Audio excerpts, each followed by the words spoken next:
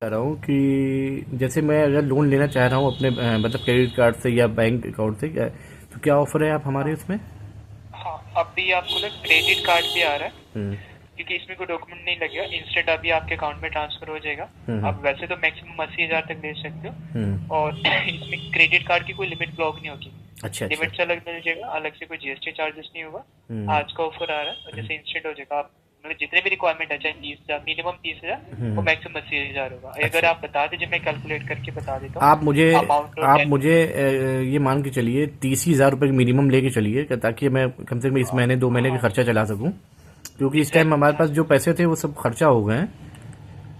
Okay okay, तो मैं नहीं देखता कोई हूँ। इशू नहीं। हाँ, हाँ। वो क्योंकि वो ये कैश लोन का बेनिफिट है, आप ले सकते हो बीच में जब मर्जी बंद भी करा सकते हो। जैसे मान लो 2-3 महीने के बाद पैसे आ जाते हैं, आप बंद कराते हो तो बाकी महीने का इंटरेस्ट जीएसटी बच जाएगा आपका। अच्छा अच्छा, तो मुझे अब बताइए ज़रा क्या इंटरेस्ट आएगा इसका, और 30,000 रुपये का अगर मैं मैं लेता बताऊँ, हूँ। कितने टाइम पीरियड के लिए? 1 साल के लिए? 6 महीने मतलब मिनिमम कितने ड्यूरेशन है। मिनिमम तो 1 साल के लिए हो जाएगा। मिनिमम 1 साल है, और 1 साल से पहले अगर प्री क्लोजर करते हैं तो उसके कोई चार्जेस देना पड़ेंगे मुझको। ओके प्री क्लोजर चार्जेस तो नहीं है, अगर हैं तो उसके बारे में मुझे बता दीजिए ताकि मैं उसके प्रोसीड करवा दूँ। ओके, हाँ जी जी, जरूर जरूर, मैं 1 साल के लिए बता देता हूँ आपको। मिनिमम 30,000 रुपये लोन मिलेगा मुझको, मैक्सिमम 80,000 रुपये। हाँ तो एग्जैक्टली, मिनिमम लेके तो वही चलते हैं, कर अगर सकते मिनिमम ही ले लेते हैं 30,000 रुपये की, अगर ज़रूरत पड़ती है तो हैं। हाँ जी, देखते हैं। नहीं जरूर जरूर। हम्म। अगर मान लो आप 30,000 का भी लेते हो, हम्म। इसमें बस क्योंकि ये जैसे 30,000 होगा, कुछ अमाउंट कट के नहीं होगा, सारा का सारा इंस्टेंट अकाउंट में ट्रांसफर होगा। हम्म। तो इसमें बस एक वन टाइम प्रोसेसिंग फीस लगता है फर्स्ट ईएमआई पे 1299 प्लस जीएसटी। हम्म। फिर फर्स्ट ईएमआई पे बाकी हर महीने किस्त आपकी 2780 रुपये जाएगा। अच्छा अच्छा, 1 साल एक के साल लिए। के लिए। हाँ जी।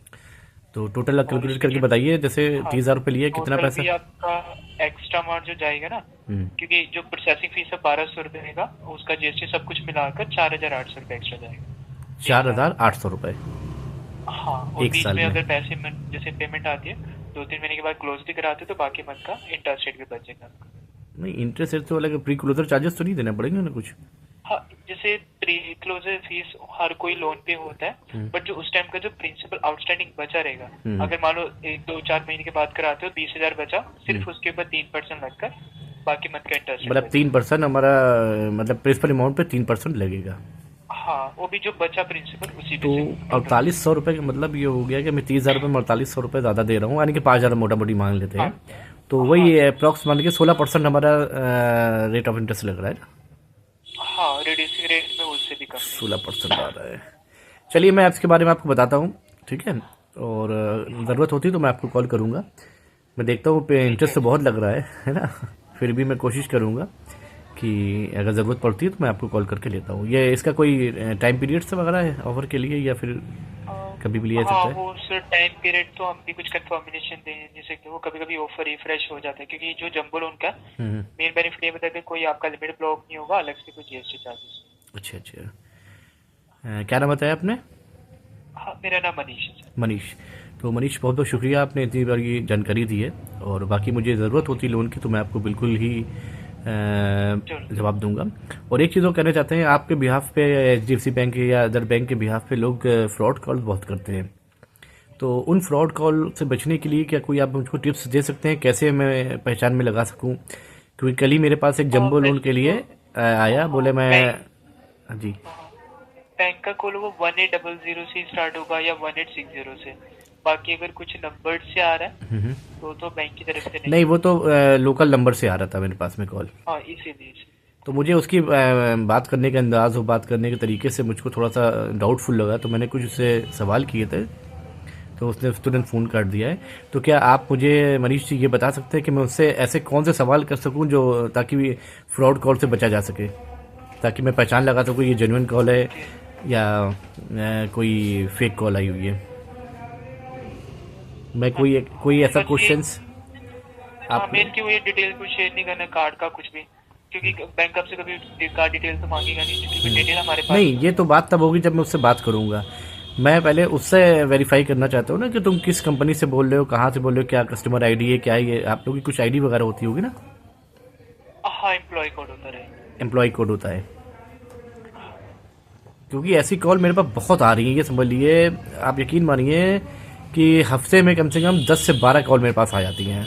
तो जैसे ही मैं समझता हूँ मैं ब्लॉक कर देता हूँ। उसमें क्या होता है, मुझे ये लगता है कि बैंक की तरफ से कोई कॉल ना आ रही हो, है ना, जेन्युइन कोई कॉल ना आ रही हो, तो उसमें हमको बात तो करनी पड़ जाती है। Right, exactly. तो मुझे थोड़ा सा टिप्स तो दीजिए, कैसे मैं पहचान लगाऊं।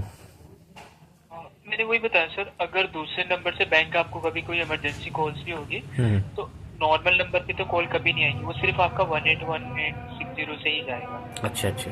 बाकी प्रमोशंस कॉल्स आते हैं, तो बस ये मतलब मेन कंसर्न यही है कि जी जी। नॉर्मल 1860 या 1800 से होगा तो आप कॉल पिक कर सकते हैं। अच्छा अच्छा, चलिए बहुत बहुत शुक्रिया मनीष जी, आपने इतनी जानकारी दी है। बाकी मैं घर वालों को भी अवेयर करूंगा, अपने दोस्तों को भी अवेयर करूंगा, ताकि ऐसी फ्रॉड कॉल से बच सके। और जेन्युइन कॉल जो आएगी वो 1800 से या 1860 से आएगी। ठीक है। हाँ, राइट, एग्जैक्ट। ठीक है, बहुत बहुत शुक्रिया आपका। Thank you. बाकी वैसे भी आपका एक क्रेडिट कार्ड जैसे चला ही रहे हो, तो इसमें ना जैसे भी आपका एक नॉर्मली एक जैसे 7 लाख रुपए का एक कैशलेस हेल्थ कार्ड का भी बेनिफिट आ रहा है एक तरह का नहीं नहीं नहीं, कैशलेस मतलब वो हेल्थ कार्ड का नहीं, मैं एक चला रहा हूँ स्टार हेल्थ की, है ना, तो वही सब उसी मैं कंटिन्यू कर रहा हूँ, करीब 10-15 साल से चला रहा हूँ उसको। और बाकी भविष्य में ज़रूरत होती है तो मैं आपको मनीष भाई बिल्कुल याद करूँगा। चलिए, थैंक यू जी थैंक यू। आई होप मेरे देखिए फोन से सेटिस्फाई होगी मिस्टर सर। जी जी, मैं सेटिस्फाई हूँ, बिल्कुल सेटिस्फाई हूँ भाई मनीष भाई। मिनिमम 0 मैक्सिमम 10 की रेटिंग होगी, प्लीज सब रिकॉर्डिंग रेटिंग कर दीजिए। ओके, आई विल डू, मैं करूँगा बिल्कुल। Thank you, bye. तो भाई साहब, मैं आपको बताना चाहता हूँ कि इस वक्त हमारे पास कॉल आई नहीं थी। मैंने कस्टमर के में कॉल करी थी, मेरा क्रेडिट कार्ड ब्लॉक कर दिया गया था और मैं मुंबई गया हुआ था, तब मेरा क्रेडिट कार्ड डिलीवर्ड हुआ था। और डिलीवर्ड होने के बाद में मैंने 16 तारीख यानी कि 31 तारीख को कार्ड यहाँ डिलीवर्ड हुआ है, 31 दिसंबर को, और 16 जनवरी को मैंने कार्ड एक्टिवेट किया था। लेकिन मुझसे गलती ये हुई थी कि उस कार्ड को मैंने यूज़ नहीं किया था, यानी कि उसको कार्ड को एक्सपेंसेस नहीं कर पाए थे, यानी यूज़ नहीं किया हुआ था। और जब मैंने कस्टमर केयर में कॉल करी, पता किया तो एक RBI की ये गाइडलाइन है जिसमें न्यू कार्ड जब भी डिलीवर्ड होता है उसको 30 दिन के अंदर एक्टिवेट करना होता है, और एक्टिवेट करने के बाद में उसमें थोड़ी सी परचेजिंग भी करनी पड़ती है, यानी कि भले ही 150 रुपये की कोई चीज़ परचेजिंग करें, तो वो मैंने 150 रुपये की कोई भी परचेजिंग नहीं करने की वजह से नहीं करी थी। वो ऐसी कार्ड रखा रहता 16 तारीख से, और 2 फरवरी को कार्ड टेम्परेरी नहीं परमानेंटली ब्लॉक कर दिया गया है, यानी कि फिनिश ख़त्म हो चुका है। तो वो तो बात कार्ड की ख़त्म ही हो गई। तो इसकी जानकारी मुझे मनीष ने दी थी कस्टमर केयर में, ताकि मैंने मनीष से बात करी थी, जो HDFC बैंक के कस्टमर केयर हैं, एग्जीक्यूटिव जो हैं, तो उन्होंने पूरी जानकारी मुझे दी।